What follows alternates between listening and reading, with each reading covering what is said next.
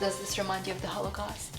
While the conflict rages on in Syria, one Elon professor is living the war here in North Carolina. Elon hosted a very important artifact this week of both religious and historical significance. We'll show it to you later on in the show. And we will introduce you to two students who had to adapt to a whole new culture when they came to Elon. All that and more coming up. You're watching Elon Local News.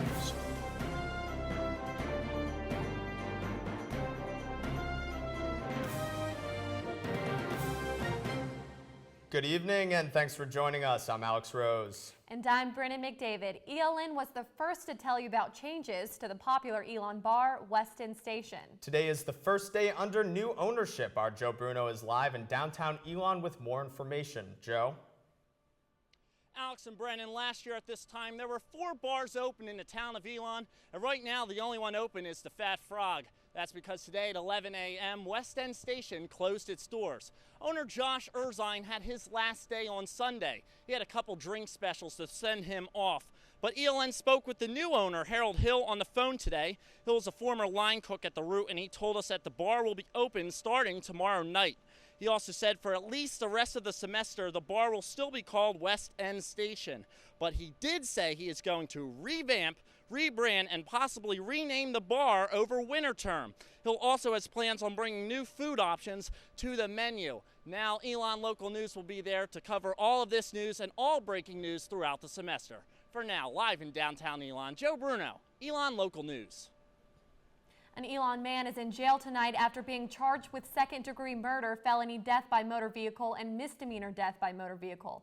Elon police arrested William Lee Scott of Graham this morning. Scott is accused of killing resident Viosha Warren in June after colliding with her car on Manning Avenue.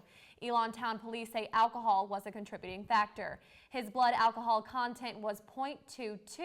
Scott is being held under a $225,000 bond. He is due in court on September 16th. For more information, check out our website at elonlocalnews.com. All eyes are on the United States this week as Congress continues to deliberate on the situation in Syria. The 2-year-long conflict between Syrian President Bashar al-Assad and Syrian rebels continues to get more dangerous every day.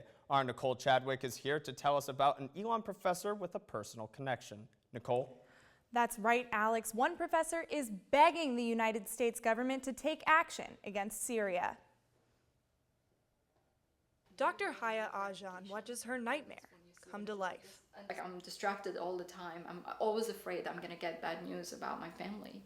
She's a business professor here at Elon, but her aunts, uncles, and cousins are in the eye of the storm, Damascus, watching and waiting for the United States to act. They said this is our home country and we will not leave. This is all we know. And if it happens that we die here, we die here. Ajan grew up in Damascus, living in fear under the Assad regime. 9 years ago, she moved to North Carolina to pursue a college education. The more than 2-year-long conflict in Syria between the rebels and President Assad's dictatorship has taken the lives of thousands, including nearly 500 children, in what the United States has confirmed as a gas attack. There were parents that were just crying, their children, and I just can't imagine, how bad that really feels. Ajan lives here at Elon. She talks to her family every day on Skype, and she's doing everything she can except stand with them. After seeing the disaster, she's contacted her local congressman, asking them to fight. It's beyond me, because I used to say, how did people allow the Holocaust to happen? How did people just let people take the Jewish people and actually execute them the way they did? And then you see what's happening in Syria, and you see how things like that could evolve. But she's no longer afraid of her Syrian people. Now, she applauds them. I was wrong about my people, and they are truly amazing. The way they stand up for a dictator and the way they have gotten rid of all the fear in the world, including the fear of death. So I'm really proud to be a Syrian American. But for now, she waits, hoping that her family will finally be safe. Nicole Chadwick, Elon Local News. Holding a panel on Wednesday to discuss the crisis further. That panel will be held in the Newman Lumen Pavilion from 5:30 to 7 p.m. For now, I'm Nicole Chadwick, Elon Local News. Thanks, Nicole. And local politicians here in North Carolina are releasing their opinions on Syria intervention. Both U.S. Senators Kay Hagan and Richard Burr have expressed support for military action in Syria. U.S. Representative Howard Coble says he is leaning towards voting against intervention. And Representative David Price told us that he applauds President Obama for seeking approval from Congress, but he will not support U.S. troops on the ground in Syria for an open-ended war. Check out our website at elonlocalnews.com for the list of local Congress members' opinions on Syria. Wednesday also marks the 12th anniversary of 9/11. Alamance County has scheduled several events to remember the lives lost from the attack. A moment of remembrance will take place at 8:46 a.m. Burlington Fire Departments will sound sirens and salute in silence. Local McDonald's restaurants will also serve free lunch to first responders on Wednesday from 11 until 2. For a full list of events, check out our website later tonight at elonlocalnews.com. Happy New Year! If you heard this phrase over the weekend, it's because the Jewish community was celebrating Rosh Hashanah. This year, Elon students had a unique way to celebrate the holiday. The Jewish holiday Rosh Hashanah celebrates a new year when Jews reflect on their lives through the teachings of the Torah. Hillel Development and Jewish Life Associate Ginny Villani says the Torah is special. Jews actually treat the Torah as almost a human. And you don't read it like your average book. We actually have students reading the Torah and chanting Torah.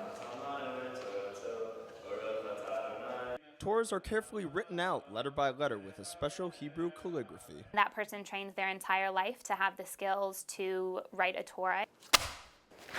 If you think handwriting a paper is hard, get this. If a scribe makes just one mistake, they have to start all over. Each letter has to be perfect. But there is something special about the Torah Elon students use for this Rosh Hashanah. Knowing that it is from the Holocaust is a big deal. On loan from the Judea Reform Congregation in Durham, this is one of the 1,500 Holocaust Torahs that was rescued from the Nazis after World War II.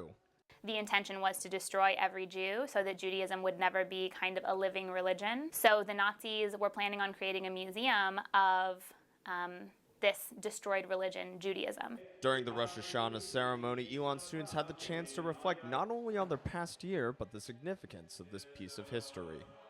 During a time when there was so much suffering and things like that, and this Torah made it out alive and wasn't destroyed, kind of, goes with the Jewish thoughts about, how we came back as a people and how we are thriving today.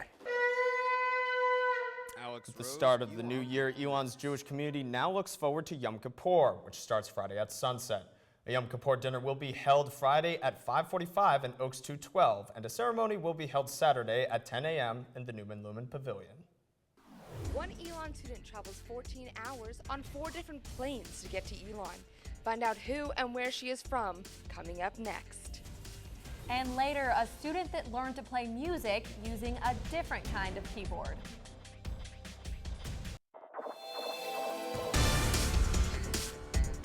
Welcome back to Elon Local News. Studying abroad, many students see it as a chance to get outside the Elon bubble and experience the world. But for 110 Elon students, studying abroad meant coming here to Elon.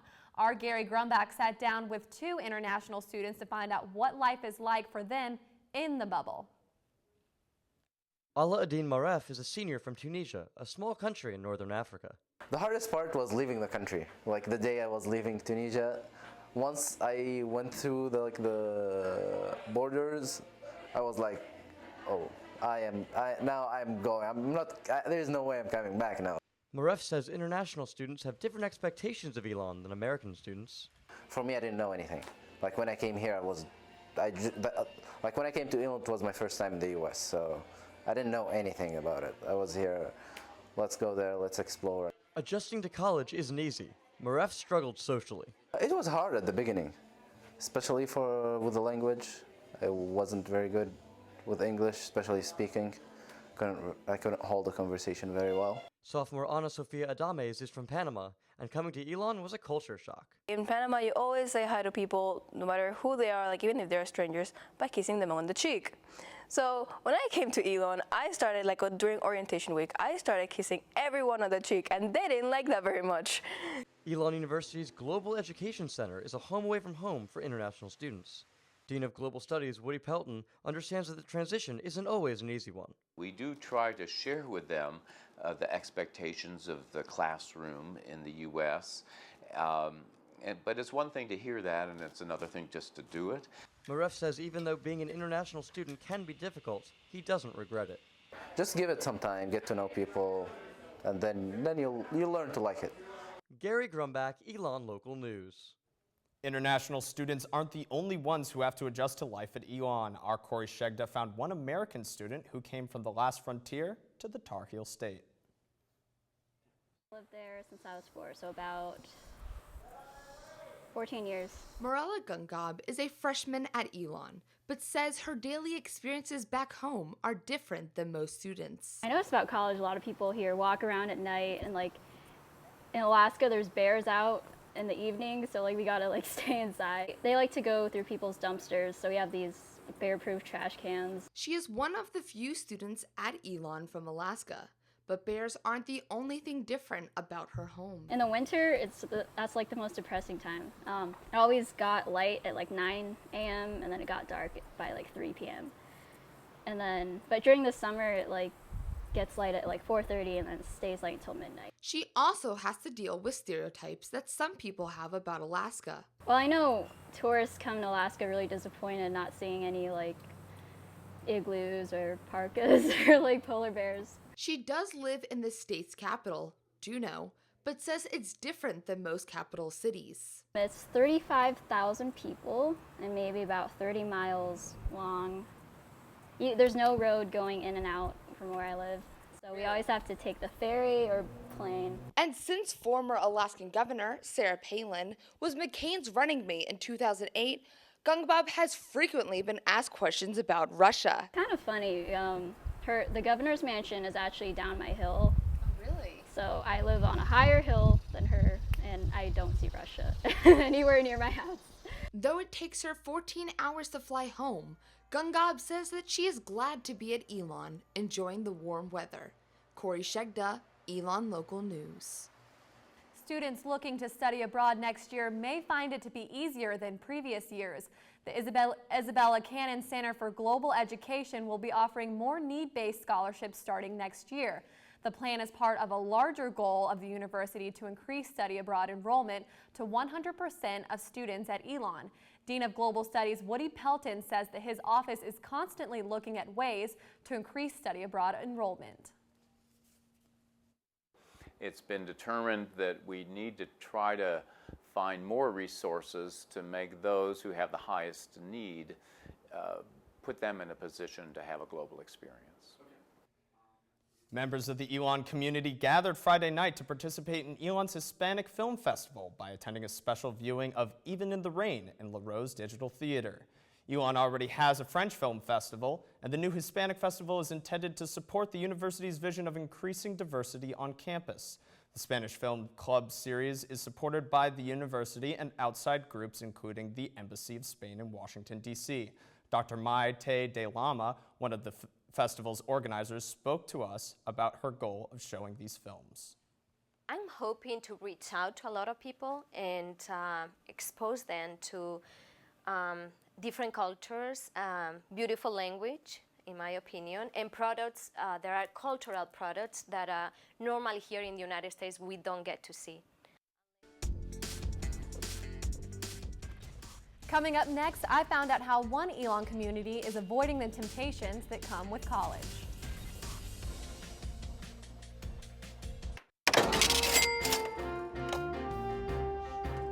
The tech world is abuzz about a new product about to hit the market. Our Katie Merrigy has more. The iPhone 5 has been out almost a year, and Apple is already rolling out a new version of the hotly anticipated smartphone later this month, the 5S. Apple doesn't reveal much about their products until they're actually released, but MacRumors.com and USA Today are saying much of the same things. Now, with any new version of the iPhone come expected updates: better camera, higher definition display, bigger flash, and a longer battery life. An addition we've never seen before is fingerprint authentication. This allows the user to simply press down on the base of the phone instead of swiping and entering a 4-digit PIN to access. Also rumored are new colors for the 5S. In addition to the black and white versions already available, there's been speculation about gold and graphite models as well. Website Mac Rumors reports Apple filed a patent last month for wireless power utilizations. This means a new wireless charging option may also be in Apple's future as well. There's also talk of an iPhone 5C. The 5C is supposed to be a cheaper smartphone option with the currently available iPhone 5, but in a cheaper plastic casing. The 5C is also expected to showcase a number of new color options, numbering in at about 4 or 5. The world will have to wait until an Apple media event tomorrow to find out the official details of the 5C or 5S. President Lambert released his annual report for 2013. The report highlights the work of students, professors, and university milestones over the past year. Here are some of the highlights. Junior Kelsey Haynes spent a few months working with autistic children. She developed a special carpet to help improve the kids' math skills. Dr. David Copeland was recognized for his research on journalism and how the role of the reporter has changed over the years. The president's report also included Brian Williams' speech at graduation, former Elon football star Aaron Millett's draft by the Ravens, and Elon's move to the Colonial Athletic Association. The full report is located on the academic section of the Elon website. Elon has 18 living learning communities on campus. I found one that is defying a popular college stereotype. Drinking and college go together, or at least that's how some students see it. I think you will encounter some kind of drinking in your college experience. The National Institute on Alcohol Abuse and Alcoholism says more than 80% of college students drink alcohol. That's why Elon's peer education group Sparks is promoting knowledge rather than abstinence. Rather than saying don't do it at all, if you do choose to do that, here's how to do so safely. Organizations like Sparks give students advice on drinking responsibly. But for one group on campus, there's an alternative solution. Just say no. It's called ASHES, which stands for Alcohol and Substance-Free Housing for Elon students. I think removing substance use from the living space allows your home to be a home and not your home to be a party. The Living Learning Community houses 12 students and is located on the first floor of Harper in Colonnades. Senior Stuart Sturkey has been part of ASHES for 3 years. It gives you a way to not feel pressured to drink. And it also lets you, study better, and it's quiet. And that's awesome. For Sturkey, the choice to live in a substance-free community hasn't negatively impacted his social life. I still have a group of friends who don't drink and who do drink, and that I hang out with all the time, so I still have a lot of fun. Residence Life hopes to increase awareness about the organization. We have some work to do on educating our students about substance use on campus. I think there is that perception that all students use, and that's just not the case. A couple of ASHES members about what they would do to spread the word. They said they would start by changing the name to something that better identifies what the group stands for. A musical piece is normally made by multiple musicians sitting down and working together. They play their individual parts and combine them for a final piece. Our Jason Puckett spoke to one student who scores, plays, and produces music all by himself. It's not hard to see that senior Marshall Rogalski has a passion for music. I write music, I play piano and bass guitar, I sing, I compose music. He's also scored a movie soundtrack. He runs audio at Elon events and DJs in his spare time. For Rogalski, music is just a fact of life. Music means everything to me. It's always been a part of my life. Marshall learned to play piano at a very young age, but his true musical passion came when his father brought home his first computer. That's when Marshall learned to make music using a very different kind of keyboard. It's just laid out like a keyboard. There you go. The instruments may not be real. Tuba. And then you got trumpets. But that doesn't stop them from being impressive. And here's just the brass. Almost every measure of the songs he makes is created on a computer. He's made dramatic music, slow music, and then you get to his favorite type, electronic. God, I love it so much. There's so much you can do with it. It's like, a lot of people say, oh no, electronic music isn't real music because you didn't play it. It's a whole new level of new music. Rogalski has big plans for his future. He wants to form a production company in Los Angeles. But for now, he will turn out the lights, turn up the speakers, and enjoy his passion. Jason Puckett, Elon Local News. With the new Center for Leadership opening this summer, Elon is putting more focus on leadership around campus. Yesterday afternoon, the LEAD team held their first meeting of the year, welcoming returning members as well as first-year students. Four-year LEAD member Ashley Fowler told us the program gave her many skills that will help her as she searches for a job next year.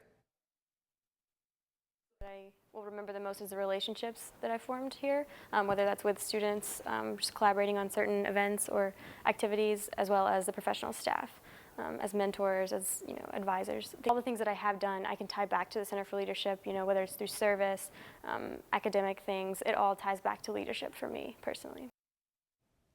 Coming up after the break, Elon has made some changes to tailgating. We will tell you more next. And later, we've got you covered on all the sports highlights from this past week.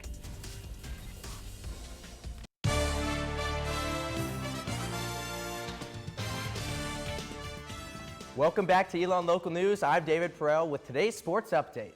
It was a busy week for sports, beginning with a Saturday afternoon tailgate with some new rules. Our Sky Cowens joins us live from Rhodes Stadium with more. Sky?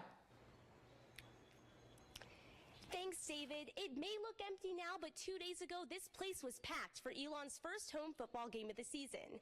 And 5 hours before, Bank of America Drive was full of people getting hyped up for the game. But this year, tailgating came with some changes.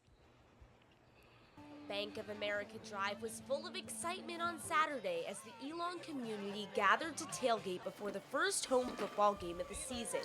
But this year, the atmosphere was different. Last year, tailgating was kind of lame. I mean, they didn't have all these tents, they didn't have a band, and it wasn't exciting. Student Activities and SGA made changes to tailgating after conducting several surveys. Here's what's different this year. First, the location. This year, tailgating is set up along Bank of America Drive and the east side of Rudd Field. Registration is now online, and it only costs $25 to rent a tent. Last year, tailgating in the Harper lot was $240. But one change was clearly visible. Music. There will be a live band at every tailgate. The goal is to get more students in the stadium by creating a block party-like atmosphere. There's no better way to get all of the students involved and support their university. There's no better way than rallying behind athletics and showing our student pride. Even President Leo Lampert thinks the new changes have made a difference. On Bank of America Drive here, this atmosphere for students, I think, is really, really wonderful. The best I think I've ever seen at Elon before.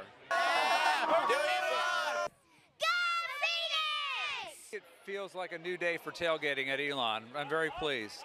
And this was all students' work and students' ideas. And if you don't want to pay for a tent, you can always sign up for a free parking spot on the east side of Rudd Field. The next home football game will be in 2 weeks versus App State. David, back to you. Thanks, Guy. Let's look at some highlights from that football game this weekend. In the home opening matchup against West Virginia Wesleyan, a fired-up Elon squad was ready to bounce back from last week's defeat. The Phoenix got on the board early when B.J. Bennett ran it into the end zone to give Elon their first points of the season. But the Bobcats responded with 7 points of their own on a 35-yard pass to tie the game. Unfazed, the Phoenix rebounded with a game-changing fumble recovery by Julius Moore. But Elon really blew the game open when Mike Quinn connected with Andre Davis for a 20-yard touch. Your final score from Rhodes Stadium is 49-7. The women's soccer team returned to Rudd Field last night for a matchup against local rival High Point. Senior forward Jennifer McGordy got things started in the second minute when she put one in the back of the net. Elon continued to dominate the half before midfielder Alyssa Pantusco headed the ball into the goal to put the Phoenix up 3-0. The Phoenix outshot the Panthers 16-5 in a 5-0 win. The Elon Phoenix released the 2013-2014 men's basketball schedule earlier today. Here are some of the key matchups to look for. The team will open the season on November 4th at home against Lynchburg for an exhibition game.